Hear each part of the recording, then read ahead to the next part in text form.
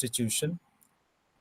I'm extremely amazed by the way this institution has grown from strength to strength and has been contributing immensely to towards educating the masses of India. I personally believe IGNOU is not just an institution, it is a revolution, it is a mission, it is a movement. And this is actually making great impact in the country, creating immense value. So innovation is not new to IGNOU as an institution. Because you have been constantly innovating, you are where you are today. There is absolutely no doubt about it. Today, I have been asked to talk about this very interesting topic, which has been titled as innovative leadership. When we talk about innovative leadership, this is nothing but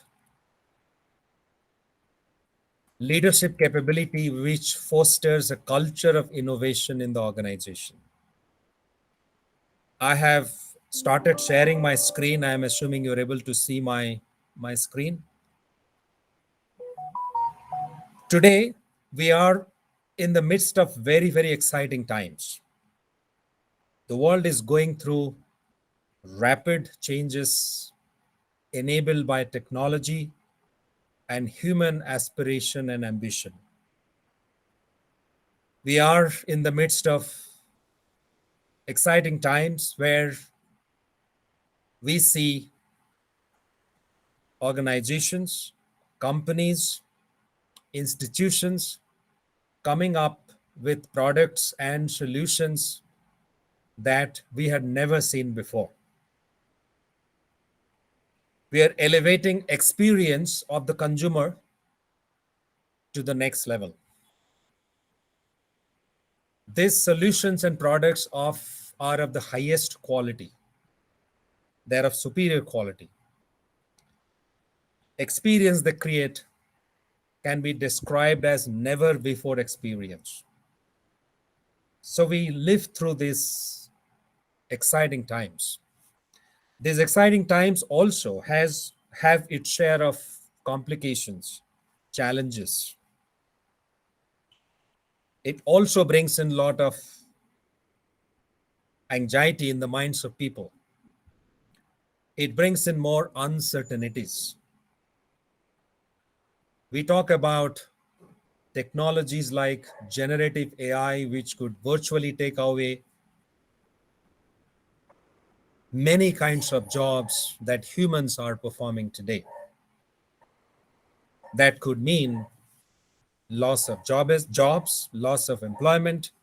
That could mean a lot of stress, anxiety in the society.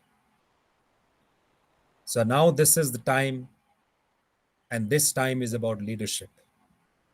This time is about leaders stepping up and helping organizations, teams, individuals to navigate through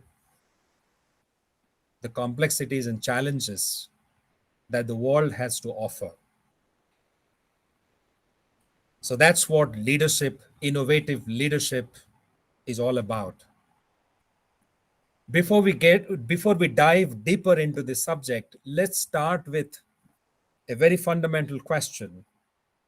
What is the difference between creativity and innovation? Creativity is out of box thinking, is about lateral thinking. Creativity is about thinking very, very differently. Innovation is an outcome of creative thinking. It's not enough to think creatively. The creative thinking must lead to something which is tangible. When creativity or creative thinking translates into an outcome which is of value to an organization or to a nation or to the world, we call it innovation. So Creativity is essential for innovation, but creativity alone may not always translate into tangible outcomes which can be described as innovation. When we talk about innovation, there are typically three levels of innovation that we see. One is incremental. So, if an organization is processing X number of transactions in a month, and if the organization is able to increase the number of transactions they process in a month by 20%, that can be called incremental improvement or incremental innovation. Incremental innovation is always in in terms of, it can be measured as a small percentage increase. It can be of value to the organization, and great organizations continuously make incremental improvements to the products and services. Like every time Apple launches a new product, a new version of iPhone, we always see some incremental changes. Maybe the camera features are better, maybe the audio is much better, maybe there are new features added, but they can be incremental. Breakthrough innovation is something which provides an organization a huge competitive advantage. If an organization is able to process about 10,000 transactions, but if they come up with a solution by which now they can exponentially increase the number of transactions they're able to perform, possibly by the use of a technology, this can be called breakthrough innovation. If an organization takes a giant leap from 10,000 transactions to a few million transactions, this could really be breakthrough. So, breakthrough innovation always brings a competitive advantage to an organization. But in today's world where innovation is the buzzword, when everybody is trying to go for innovation, when every company is innovating, it's very difficult to predict how long that competitive advantage would stay with an organization, because your competition is always trying to get better than you and others in the marketplace. Transformational innovation is something which can change the way we live, we work. Transformational innovation can be a revolutionary evolution which could bring great value to the mankind at large or to the world at large.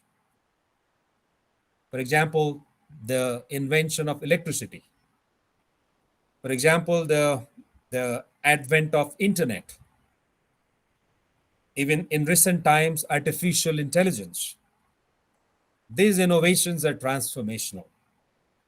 They drive radical changes with implications across the globe. And I've talked about I've shared a few examples of transformational innovation, how how some of these have radically transformed the way we not only do business, we live our life, we communicate, we engage with others, we do business, and so on. Now, the question is, what should the organization focus on? Incremental, breakthrough, or transformational? My 2 cents should be at least two out of these three. If as an organization, if you really want to be ahead of the curve, you must be focusing at least two out of these three. An organization which focuses on incremental and breakthrough innovation they could stay ahead of competition consistently. Incremental innovation sometimes is believed as not so impactful, but an organization continuously trying to bring in improvements in the products or services it is bringing to the consumers or the customers actually can build a lot of credibility. Breakthrough is of course absolutely important, because if you are not coming up with breakthrough innovations, somebody else is going to come back or come through breakthrough innovation, and you probably would be in the catching up mode. So best in class organizations absolutely focus on incremental and breakthrough innovation consistently. Transformational innovation does not happen every day because it is transformational. You don't invent something like internet every day or every month.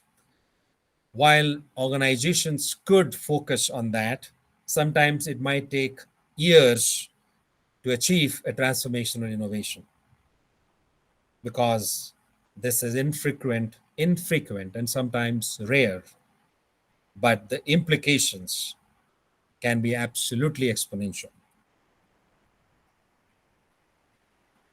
But when we talk about all of this, a lot of this breakthrough and transformational innovation is generally driven by technology. And today, everybody wants to jump the bandwagon. Everybody wants to have access to the best technology, and everybody wants to use the best technology. Everybody wants to learn the best technology. But we'll have to keep one thing in mind. The most important thing is technology accelerates momentum, but it does not initiate momentum. Once the momentum is initiated, it can accelerate, but it does not initiate by itself. Then who? Who actually initiates momentum? It's people. It's people whose ambition, aspiration, whose desire to excel, whose intent to achieve great heights, who want to solve problems, make a difference to the world, create an impact. They initiate momentum. They create momentum. Technology is just a tool to to accelerate momentum. Howard Schultz, the very famous former CEO of Starbucks, as all of you know, you're very familiar with this brand, I'm sure. He came in as an employee in this organization, this specialty coffee outlets across the globe. He came in and joined them as an employee, but later on became the owner and also became the CEO of the company. And he took the company from where it was to something which is today, where Starbucks today has probably close to 40,000 outlets across the globe. And it probably is adding one new outlet every day. That's the power of innovation that this leader brought into the organization. But at the core of the innovation that he was driving was his immense faith in the people in the organization. This is what Howard Schultz says. He says you have to have a 100% belief in the core regions of your being. The most important thing about innovation is purpose. What is the sense of purpose that I have as an individual? What is the sense of purpose that a team has? What is the sense of purpose an organization has? Without a sense of purpose, innovation is not possible. When Bill Gates started Microsoft, he had no idea that he would become the richest man in the world. But he had a purpose. His purpose was to make software which the common man can use. Because before the Microsoft suite of the Windows suite of products were launched, software was extremely complicated. Only some techies, experts were able to use software, but the common men and women were not able to use that. But when he brought in those the Windows suite of products with the GUI features and all these features, which made it so simple for common man to use. So I think as a purpose is absolutely important. And Howard Schultz says, care more than what others think wise. Dream more than what others think practical. Expect more than what others think possible. It is not just saying we value our employees, it is about showing it and investing in them. This is all about people. And his message is dream more than what others think is practical. When everybody else rejects something as impractical, you believe that maybe it can be tried, it can be tested, it can be made possible. When everybody believes that something is not possible, or when everybody believes that this person cannot deliver the goods, you probably have faith in that individual and value your employees. Don't just talk about the fact that you value them, show it to them that you value them, invest in them. So that's the message that he delivered to the world. And he not only delivered this message, he also lived that for all practical purposes.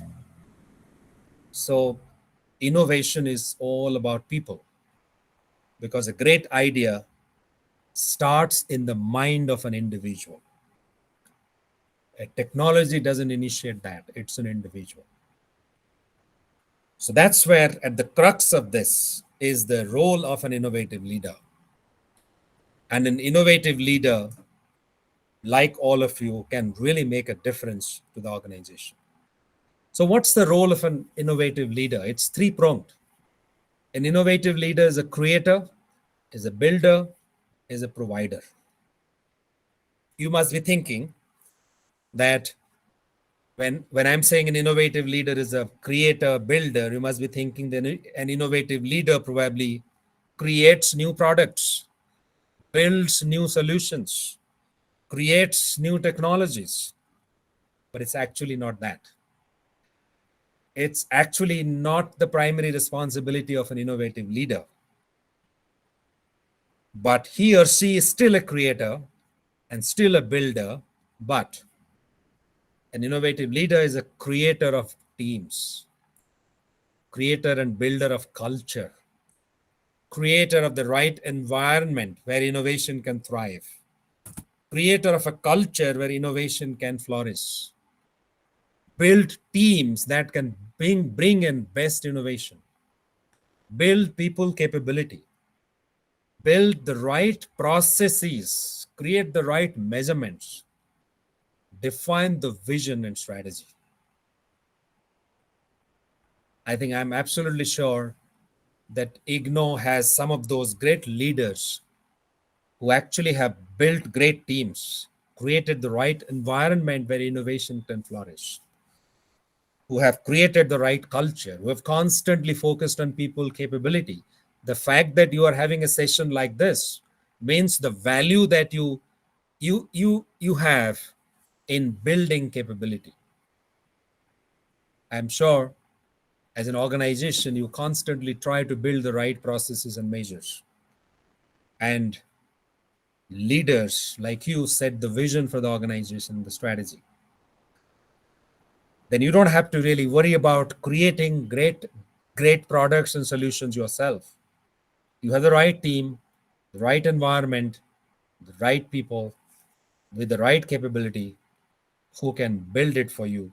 You give them the vision, you give them the strategy, you provide them the tools, the resources, the money, the budget, whatever they need for them to become successful.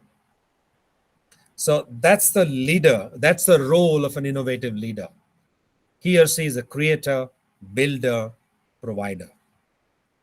I think that's how I look at the role of an innovative leader. If you can perform that role, I think everything else will fall in place. Now, the question is, how would you create a culture of innovation in your organization? What do you need to do differently? What do you need to ensure in order to drive a culture of innovation in your organization? The most important thing is to promote lifelong learning. If in your organization, learning is not an important activity for people, and if people are not continuously learning, innovation will die down after some time. Even if you have great innovation today, probably it will stop after some time. When Satya Nadella took over as the CEO of Microsoft, that was a time when Microsoft was in a downslide. Their revenues were dropping, their market position was shaking. That's the time when he came in and he figured out that the organization has a problem. And the problem was everybody thought that I know it all because I belong to one of the greatest technology companies in the world. I know everything. And he figured out that was the biggest problem. So he made a shift from I know it all mindset to I want to learn it all. I want to learn it all. From I know it all to I want to learn everything. That was the shift that brought Microsoft back on the road. Every organization needs to focus on that, which is absolutely critical. Another thing as a leader that you can drive is don't always try to be the best and don't encourage and force your people to be the best, but always try to be the first one. And you can become the best in some time. Because if you try to be the best and bring out the most perfect product in the market, and if that takes too long a time, please understand your competition might be the first one to reach the market with a similar product because your competition is also trying to innovate. So, being the first one to hit the market is the most important thing. Jack Ma said something very similar, and his advice was that become an early mover. If you try to be the best, but you are late in the game, you're going to lose the race because today is all about not just being the best, it's also about how quickly you are able to reach your customers, reach your marketplace. Because unless you are the first one, your competition is going to take the advantage. You might be working on in your lab creating the best product in the world, but you would still not be successful if you're late in the game. As an innovative leader, the most important thing is to remove the fear of failure. Most traditional organizations define their goals and objectives and performance measurement systems in a way where failure is not encouraged. Failure leads to punishment, penalty, some form of action. In an environment like this, innovation cannot thrive.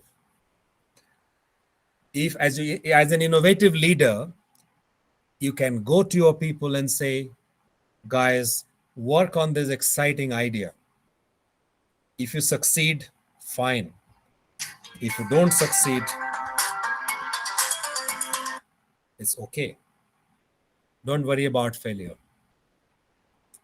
You know, we have a great example of Chandrayaan 2, which failed, and and the scientist went back to the drawing board and launched Chandrayaan 3, which was successful. But had the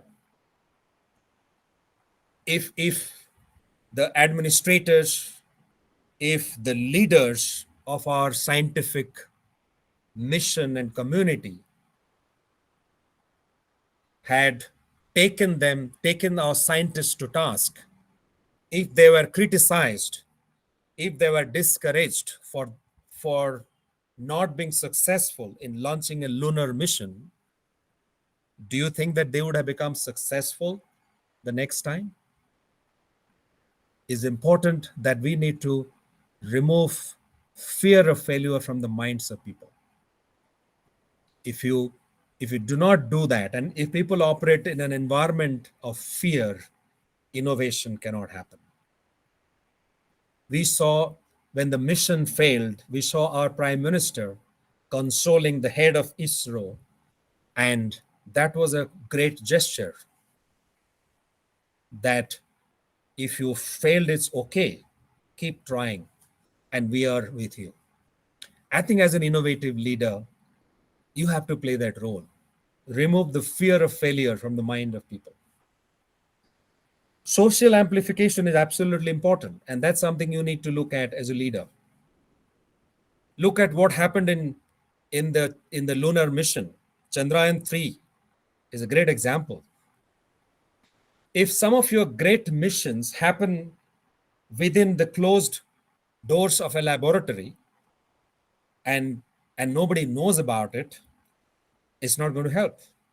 But imagine the power of Chandrayaan 3 and how successful the mission was. And imagine the power of this mission because of this success and the social amplification. Millions of people watching the landing, the soft landing of this spacecraft on the moon with so much of enthusiasm. And this social amplification gives a message to the people about the possibilities, what the scientific community in this country can do. It creates enthusiasm. It talks about possibilities. It encourages many other young people to come into this space, into this domain, and probably become a space scientist. Many organizations keep many of their innovations within the closed doors, but that's not going to help. Talk about innovation, talk about great successes, talk about failures, celebrate success, which will encourage other employees in your organization to try this, to try innovation, because it will show them about new possibilities. When India could reach the moon, it also gives the message to the young people in the country that this country can do many more things. If you can reach the moon, you can do many more impossible things. You can make many more impossible things possible. So that's the power of social amplification. And as a leader, it's very important that you drive this. Providing feedback to people is extremely important as a leader, because most organizations, especially millennials and youngsters, want feedback about how they are doing. If you don't give them feedback, you might give the message that they're not adding value. So as an innovative leader, it's important that you give constant feedback to your people, to your bright sparks, to the talented team members.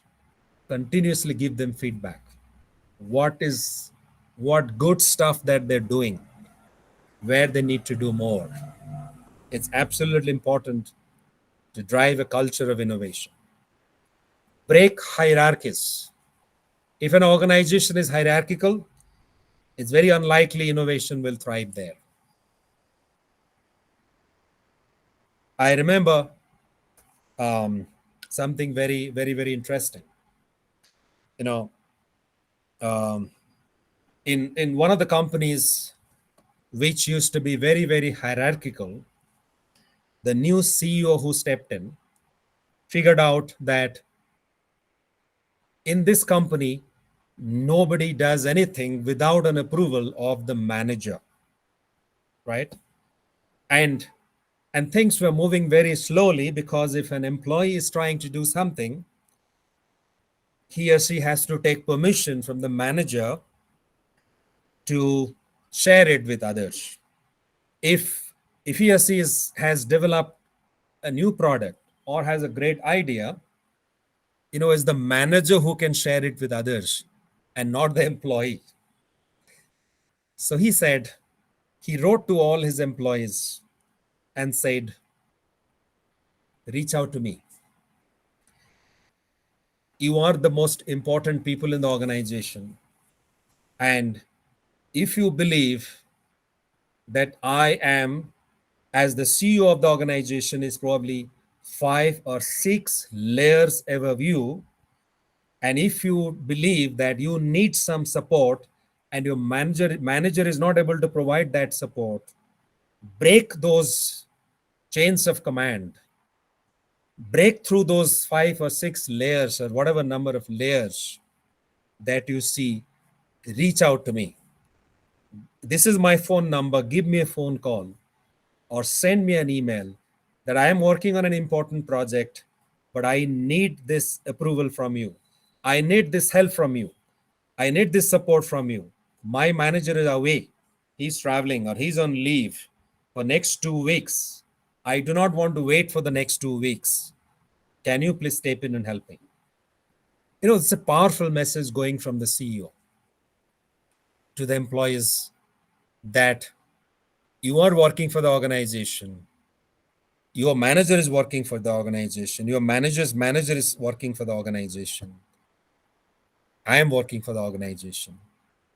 And if each one of us are working for the organization, we must become boundaryless, reach out to each other, make things happen. Hierarchies cannot come in the way of anything that we want to do. As an innovative leader, you have to encourage people to experiment. They must try new things. You must encourage them to try something which sounds very crazy, which sounds like a mad idea. Encourage people to try. I think that's important. If you reject ideas saying it's a silly idea, it's a silly thought, it's a stupid idea, people are never going to try. They will be discouraged to try. Allow people to experiment. Try out different things. If they fail, it's absolutely fine. All of us know Google as a successful organization. We know great products that they have launched, but we know very little about the the incredible number of the large number of failures they had as an organization. Many of their products did not take off. We probably know about Gmail. We probably know about Google search. We probably know about Google Cloud. But there are thousands of initiatives that they tried, experimented, tested, which never saw the light of the day. We have no idea. But that is the fact. That's the reality. And Google is a great company, great innovative company, because they have encouraged people to try, experiment, and fail.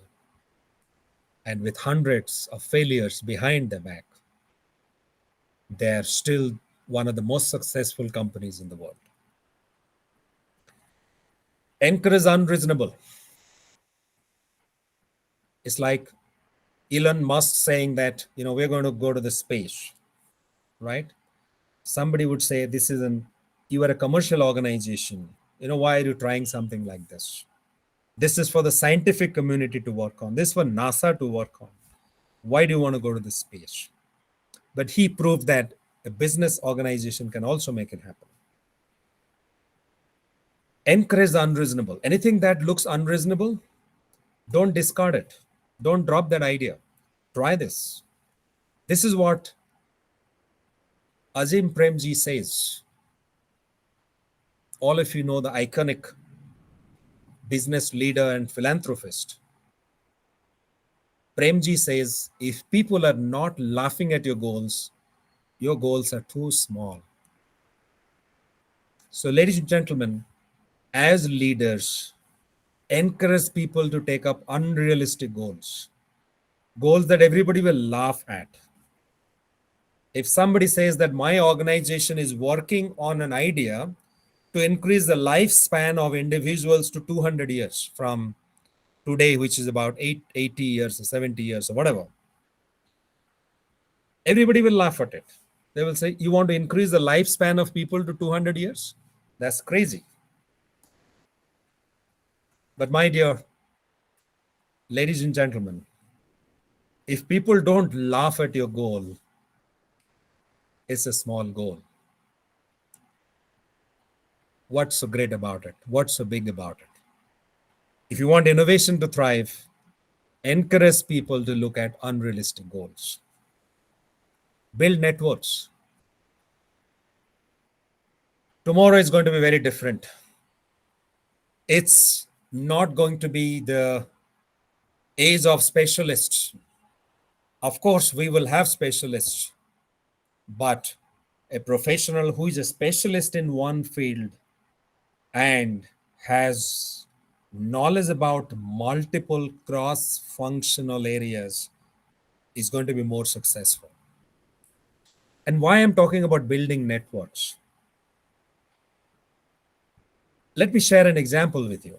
Google has come up with a product, with a device which can scan the retina of a human eye and predict whether an individual is going to have cancer in the next 6 months. A device which can read the retina of a human eye, and can predict if the person is going to have cancer in the next 6 months. It's a powerful device.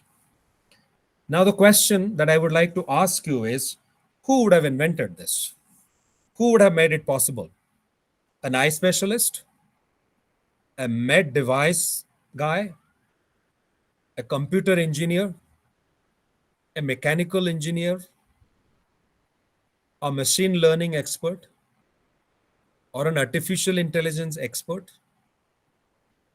Or an eye specialist? Who would have made it possible? Ladies and gentlemen, no single individual can make it happen. A company is inventing a device which can read the human eye and predict if a person is going to have cancer in the next 6 months. So, to create a device of this nature, you will have to bring in multiple experts from various fields. You need eye specialists. You need probably somebody who is a cancer specialist.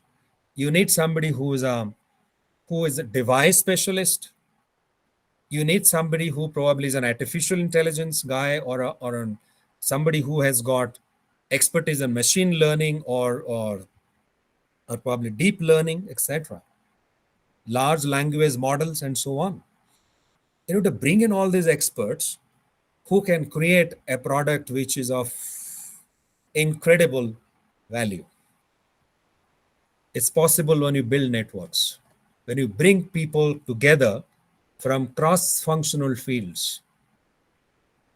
Today and tomorrow belongs to multiple specializations. One specialization is not going to help. We have to bring in specialists from multiple fields. We also have to encourage people to build multiple specializations. This is where building networks is extremely important. Bringing people from various fields so that you can create an outstanding product. Reverse mentoring is all about leveraging the power of millennials in the organization. In most organizations, the top leadership, even today, are while it is going to change in near future, most senior leaders are probably Gen X, um, Generation X, but sometimes they may not have the kind of exposures millennials have to technology and new business models and new ways, new ideas, and so on. It's a great idea to have some of your millennials mentor your senior leaders in the organization. So, ladies and gentlemen, these are some of the things that you can do as innovative leaders in organization to foster a culture of innovation in your organization, where your people will think innovation, breathe innovation, and create innovation. I would like to pause here. And I probably have got about 6 minutes. In case anyone has any question, I would be happy to try and answer some of them. Thank you, Surya. It was excellent listening to you. Always, it's a pleasure listening to you, Thank you. and a lot of learning. And your presentation, what I say, I mean, people are there to give you feedback. If anyone has got any questions, so they can ask. Any question, any feedback that you want to give, you can unmute and you can give your feedback.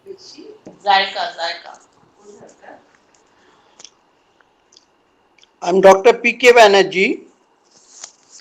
Good evening. Good evening, Dr. Banerjee. It was an excellent speech. Your content, your process was excellent, and delivery was very smooth. I congratulate you, and I will expect more and more such lectures will be helpful for the students as well as us also. Thank you very much, Suryaji. Thank you, Dr. Banerjee. Thank you so much.